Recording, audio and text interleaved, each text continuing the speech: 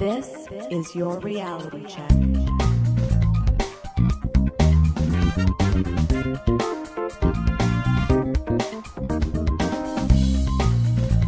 Hi everyone, and welcome to The Reality Check, the weekly Canadian show that explores a wide range of controversies and curiosities using science and critical thinking. This is your show for November 22nd, 2016, and I'm your host, Darren McKee. With me, as usual, are Adam Gardner. What's up, Cuboids? Christina Roach. Hello. And producer Pat. Hi, everybody.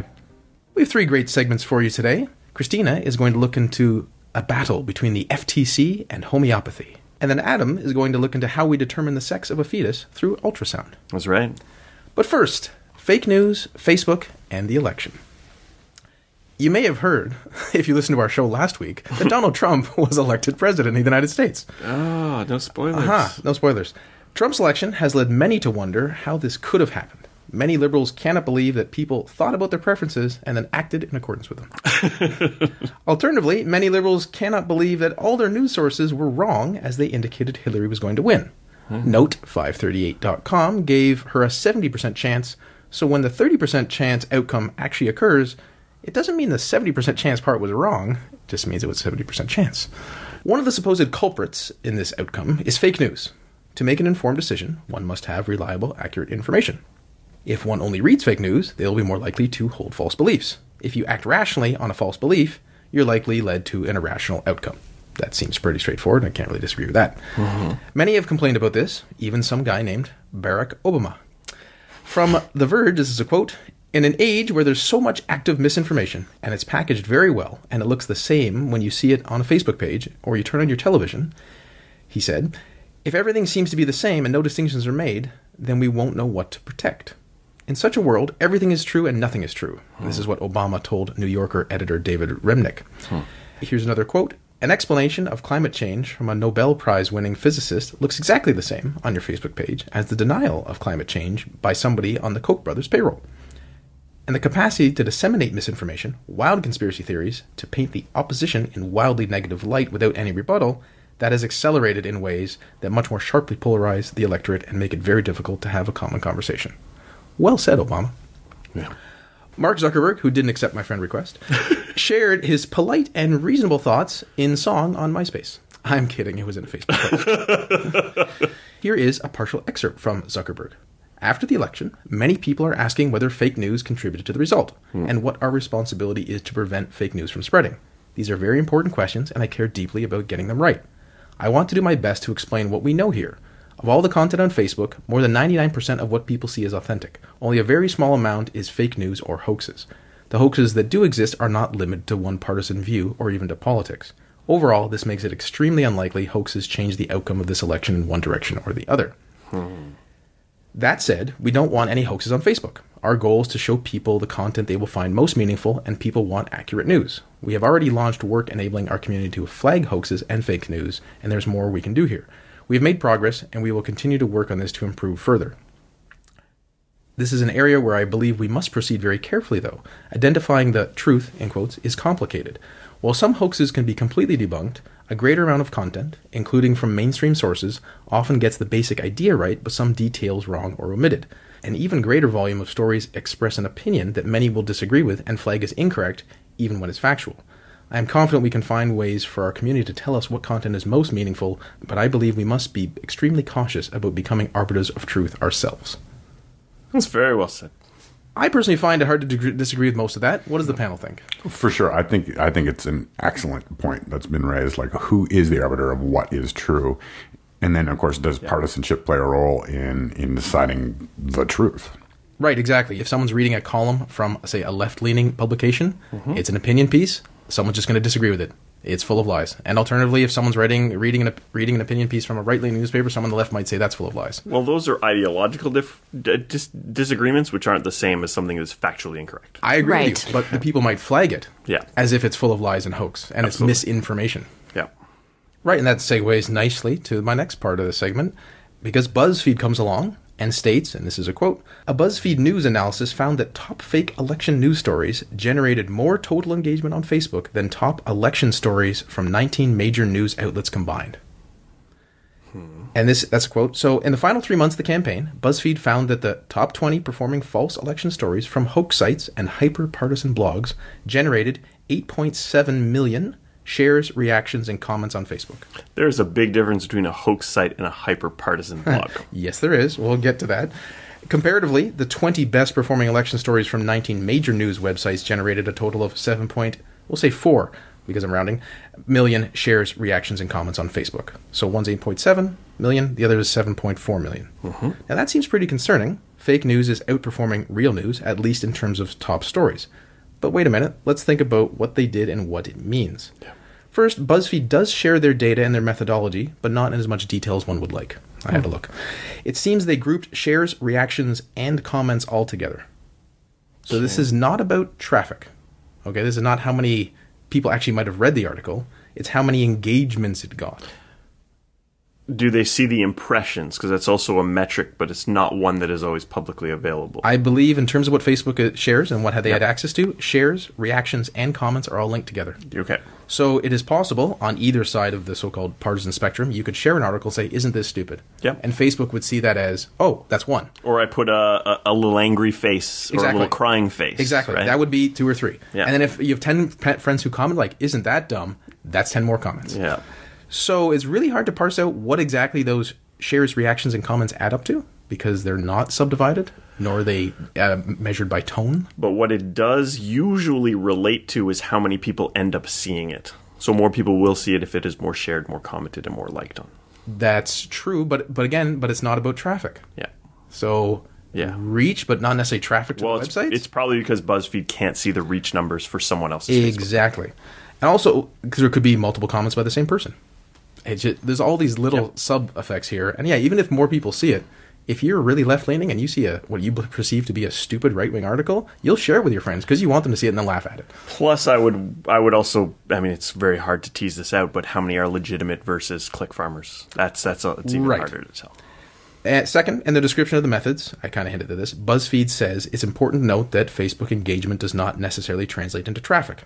Yeah. This analysis was focused on how the best performing fake news about election compared with real news from major outlets on Facebook. It's entirely possible and likely that the mainstream sites received more traffic to their top performing Facebook content than fake news sites did. That's from BuzzFeed itself. So BuzzFeed is saying it's likely that legitimate stories got more traffic than fake news. Okay. Which seems to kind of undercut the headline, or at least the impression the headline gives. But even if that is true, but they do appear to be in the same ballpark. From this 8.7 to 7.3. Yeah. Yes. We'll get to that, though. Right. A piece by the Washington Examiner is more straightforward in their headline. Study showing fake news beating real news looks like garbage. Wow. What do you really think, Washington Examiner? Now, Carney, who wrote the piece, has 3 main criticisms. First, the traffic issue I just mentioned. Second, they only used a handful of mainstream news sites. And third, quote, the real news stories often aren't real news at all, a point which doesn't undercut the conclusion as much as it shows the silliness of the comparison.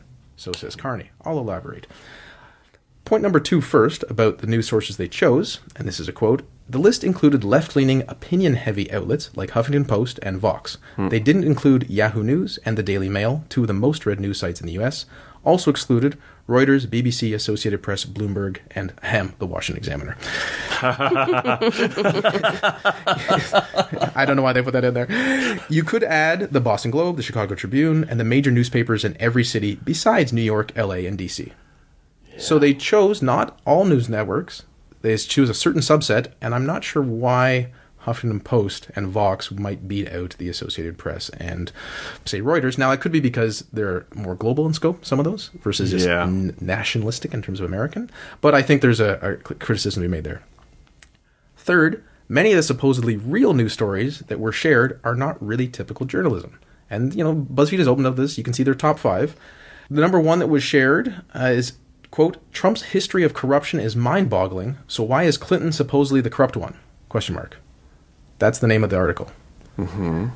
And it's more of an opinion piece about Trump's corruption and why Clinton is being criticized this way. Mm-hmm. Number 2 is, stop pretending you don't know why people hate Hillary Clinton. Another, more of an opinion piece than news, talking about, well, there's sexism and other factors at play. And number 3, this is also real news, is Melania Trump's girl-on-girl photos from racy shoot revealed. This was published in the New York Post. All right. So that counts as real news because it's a real story, I guess, about real photos that happened. It's not really election related by much. No. Not really. Not really. So what I'm trying to say is that the first two are very opinion heavy, and the third doesn't seem like hard-hitting journalism. No. These are the top 3 real news stories that were shared that lost out to fake news stories. I feel both of their headlines are kind of a bit of a mouthful, and you need to kind of take a second to tease it apart. There may be some cherry picking here. Oh, no, it's not cherry picking. It's just whatever has the most engagements. Oh, okay. These were the top. These were the top of ones. Like approximately 700,000 shares, 800,000. For those Sorry, sites. not shares. Shares, comments, and likes. Okay. Or engagements. Sorry. So that's just a reflection on people. Right.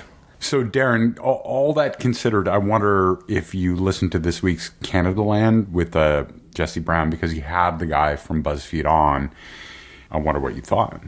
That's a great point, Pat. And I did listen to it, and I was happy Jesse was covering it because it's, Canland typically does a good job, and he's right that fake news is a big problem. But I felt he had a pretty big slant that fake news was definitely a problem, and he could have asked some of the tougher questions about just what type of so-called real news stories were shared when he had the guy on from BuzzFeed. And they could have gone a bit more into their methods. I think there is probably a problem with fake news, but we might not have good data and a good way to study it at this moment. And I think they could have acknowledged that a bit better. The guy from BuzzFeed did acknowledge there's people in Macedonia who are just promoting all these things. And I know from other, there's a write-up in one of our papers in Canada about 2 guys who are just promoting pro-Trump stuff just to make money. It has nothing to do with truth whatsoever. I know there's people in Russia that actively are working to spam websites with pro-Trump propaganda. So all this is true, and I don't doubt that. But I don't think the BuzzFeed analysis showed that fake news was the problem. Especially if you think, okay, so the fake news so-called got, slightly more engagements, and you'd have to think then that's going to translate into someone possibly changing their vote in a state where it mattered. That's where it has to come down to, right? Yeah. So there's a lot of misleading news out there about fake news.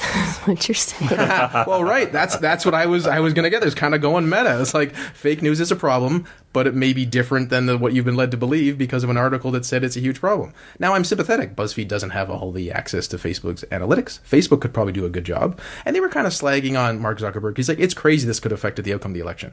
Now, to take Mark Zuckerberg at face value, maybe you don't want to do that either. Like, well, show us the data, Mark. He said 99% of what's on Facebook is accurate. Now, that would include cat videos.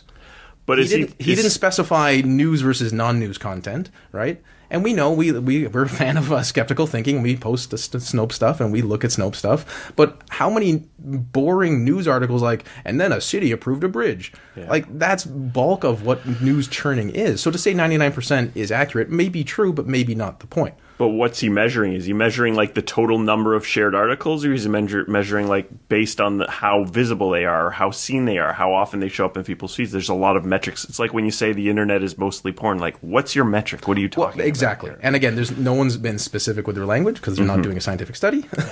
Even though that'd be great. I'm sure Facebook has reams and reams of data. Yes. And we know people are working on this, Facebook and Google AdSense and that sort of thing. But there are certain websites which, no matter how factual they are, there will be a group of people who think they are full of lies.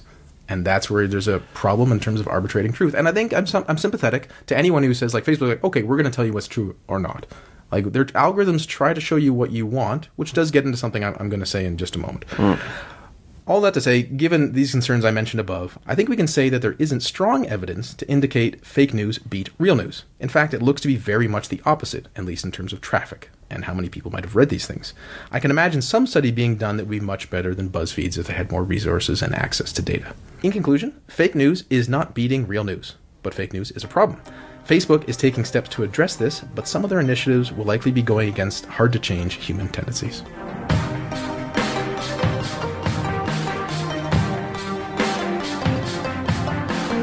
If you feel your Facebook newsfeed has been diluted many, many, many times over, well, it might just work even better for you, like homeopathy. Isn't that right, Christina? Back in 2005, Stephen Colbert popularized a term, truthiness. A small caveat, the word existed in the 19th century, even though he's credited with coining the term. It meant truthfulness. But he really brought in the modern day of the definition of the term, which is the belief in what you feel to be true, rather than what the facts support. Fast forward to 2016, and the term post-truth was named Word of the Year by Oxford Dictionaries. The term's become super popular thanks to the recent US election and Brexit referendum, with Oxford Dictionary editors citing an increase in its use of about 2,000% since 2015. Basically, the term describes a situation in which objective facts are less influential than appeals to emotion. So this is a pretty sad bar to set in 2016, no? Isn't that just politics through all time? Or am I just too sad? Well, something reassuring just went down. The U.S. Federal Trade Commission, or FTC, just released an enforcement policy statement regarding marketing claims for over-the-counter homeopathic drugs. Are you ready for this, guys? Are you sitting down? From now on, the FTC requires all homeopathic drugs to have a label that clearly states, quote, "There is no scientific evidence that the product works and that the product's claims are based only on theories of homeopathy from the 1700s that are not accepted by most modern medical experts." Wow. Boom. Wow. Love it. Great. I first caught wind of this when Checker Mitchell in Montreal shared a link from IFL Science on TRC's Facebook page. For those who aren't completely familiar with what homeopathy is, it's a form of pseudoscience that became popular in the 18th century based on a notion that like cures like. IFL Science describes it pretty clearly and succinctly. It involves treating ailments with tiny amounts of the pathogen that caused the illness in the first place. These are then diluted to the point where the medicine contains one molecule of active ingredient for every 1,000 billion molecules of water. The solution is then either taken in liquid form or it's mixed with sugar and made into a pill. According to Live Science, at a certain dilution level, you'd need to drink 30,000 plus liters or 8,000 gallons of water to get one molecule of medicine. That's actually pretty generous because in most cases, if you look at a segment I did on Avogadro's number, generally speaking, a homeopathic remedy has no molecules. The reality is right. There is rarely anything left in truly homeopathic remedies. That's it. It's a probability assessment. Another claim made by homeopaths is that water remembers the substances that were in it in the past. So this is a multi-billion-dollar industry which makes claims that literally violate the basic principles of physics, chemistry, and biology. Despite what homeopaths or believers say, there has never, ever been any compelling scientific evidence supporting claims that homeopathic treatments can cure any ailment. An extensive analysis in 2015 from Australia's National Health and Medical Research Council of 225 controlled studies and around 1,800 papers that included evidence provided by homeopathy interest groups has thoroughly debunked homeopathy as an effective treatment for any health conditions. Even after the evidence was assessed by an independent contractor to avoid bias, the report found, quote, "No good quality, well-designed studies with enough participants for a meaningful result reported either that homeopathy caused greater health improvements than placebo or caused health improvements equal to those of another treatment."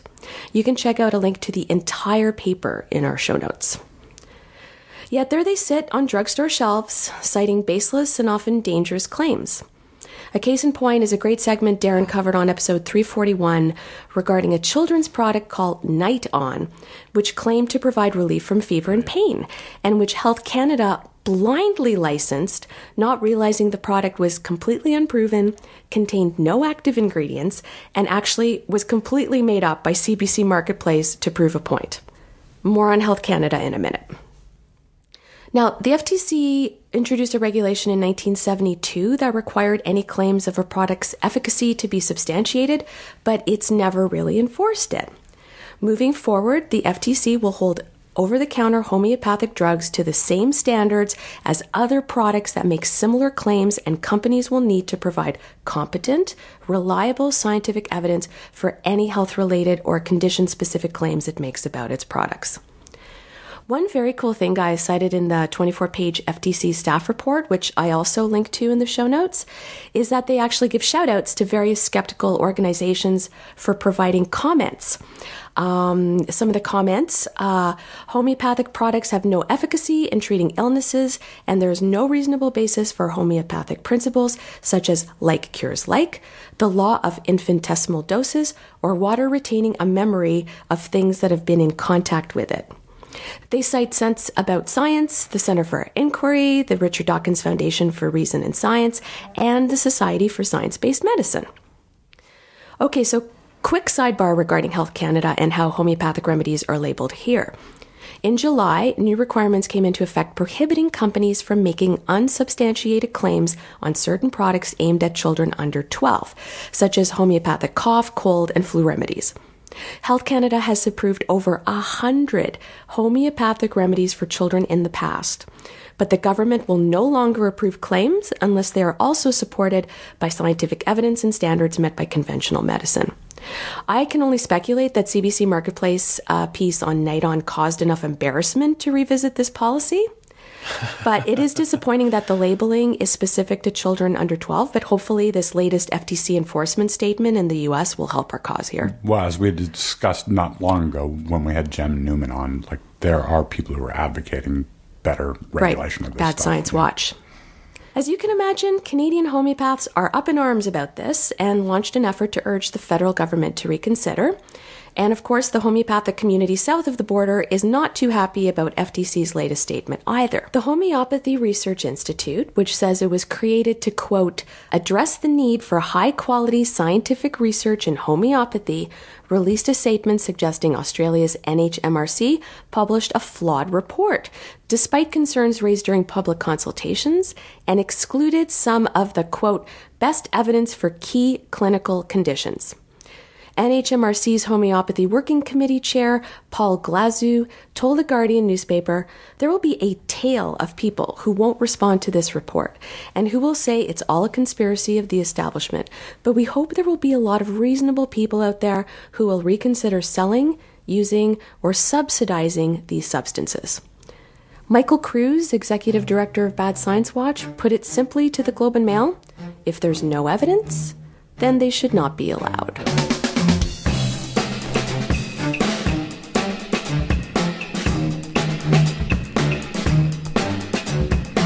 Adam, determining the sex of a fetus from an ultrasound. How does that work? Good question, Darren. My girlfriend and I are expecting a baby in April. With 2 boys in the house already, I sure was hoping that my future child would only cost me 77 cents on the dollar for allowance. I'm joking, of course. I won't give her an allowance. If she wants to make 77% of what her brothers make, she'll have to get a job and earn it. As my girlfriend had 2 children before, in 2005 and 2008, she expected to learn the sex of the baby at the second ultrasound, which takes place between 18 and 22 weeks. Christina, when you were pregnant with James, did you find out the sex of the baby? Yes. Do you remember what ultrasound that was at? I honestly don't. It definitely wasn't the first one, but I really don't remember. While doing the first ultrasound, that being the 12-week ultrasound, the ultrasound technician told us that we were having a girl. She showed us 2 parallel lines and said that for boys, there's a 30-degree angle, and for girls, they're closer to parallel, so because they were almost completely parallel, this was a girl. So the first ultrasound, they told you that? The first ultrasound, 12 weeks.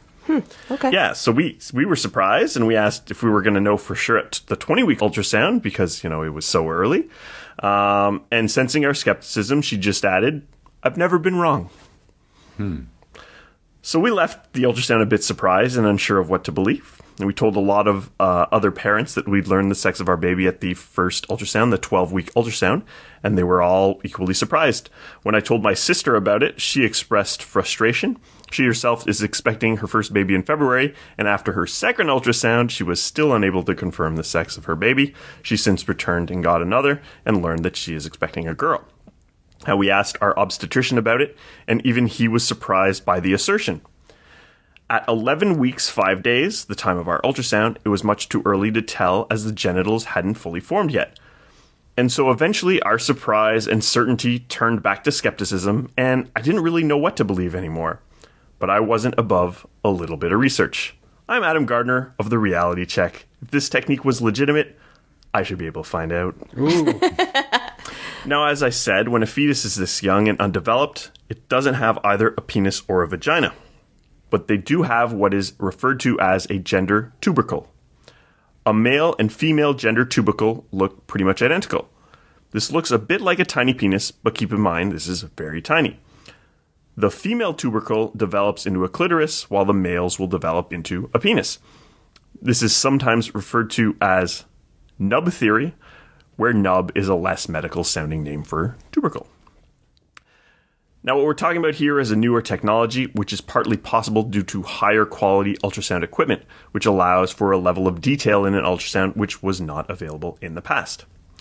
When viewing a fetus from a sagittal plane, this means completely from the side, not the front or back or at a weird angle, the angle of the dangle, as they call it, can be measured. Now, the baseline they use is the lumbosacral skin surface. This is the skin just above the tailbone or butt. A line is drawn parallel to this surface, and then another line is drawn parallel to the alignment of the gender tubercle. If the angle is greater than 30 degrees, it is likely to be a male. If the angle is less than 10 degrees, it is likely to be female. If it's somewhere in between, then no sex can be determined from this measurement. Now, as I mentioned, when looking at our ultrasound, the lines were nearly parallel at much less than 10 degrees. So this is what people use, but how accurate is it? People use a lot of things to try to determine what the sex of their baby is going to be. Even a terrible way of guessing will be 50% accurate, so it has to be a lot better than that for me to put any faith in it. Luckily, there's been some research. A study in 1999 from King's College Hospital Medical School in London attempted to assess fetal gender in 172 pregnancies between 11 and 14 weeks gestation. At 11 weeks, it wasn't great. Male fetuses were wrongly assigned female in 56% of cases, though females were only assigned male in 5% of cases. At 12 weeks, however, things weren't that bad. Overall accuracy was 98.7%, with male fetuses being wrongly assigned female in only 3% of cases, and females wrongly assigned as male in 0% of cases. And then at 13 weeks, accuracy was 100%. Now, this said, the sex was only determined in 157 of 172 pregnancies, that being 91.3%. In the other 15 cases, the examination of the genital region was just not possible. Either the angle was no good, or it wasn't obvious one way or another, so they didn't make a call. So a further study on this in 2006 examined 656 pregnancies ranging from 12 to 14 weeks. And in this case, assignment was possible in 613 of the cases. That's 93%. The accuracy of male gender assignment was 99 to 100% in all age groups. Very good. And the accuracy of female gender assignment was 91.5% at 12 weeks to 12 weeks and 3 days, 99% at 12 weeks and 4 days to 12 weeks and 6 days, and 100% beyond 13 weeks. So this left me well assured that the technique was valid after 12 weeks. But since we'd done our ultrasound at 11 weeks and 5 days, I was a bit weary. I didn't have some specific stats for something that was just a couple of days earlier, but I knew 11 weeks was bad. So at our second ultrasound, the sex of our baby was determined to be female, as we were originally told. We mentioned to the ultrasound technician that we'd had doubts about the method, and she admitted that it was new, but in the 20 cases where she'd seen a significant enough angle to make the call, she was 20 for 20. Which is a relatively low sample size. It's low. I've never been wrong out of 100 versus I've never been wrong out of 20 is a little different, but it's not I've never been wrong out of 4, you know? So, it's a girl. Research has shown that an ultrasound as early as 12 weeks of gestation has a very high level of accuracy for determining the sex, meaning that for many expecting parents, they may be able to learn this at their first ultrasound. Not all ultrasound technicians are familiar with the technique, and like with determining the sex at a later ultrasound, it's not always possible to make a determination if the fetus isn't being cooperative. Congratulations once again, Adam. And thanks for joining us, listeners. Until next time, think better to act better. Peace out, cuboids. Stay classy, not smartassy. Good night, everyone.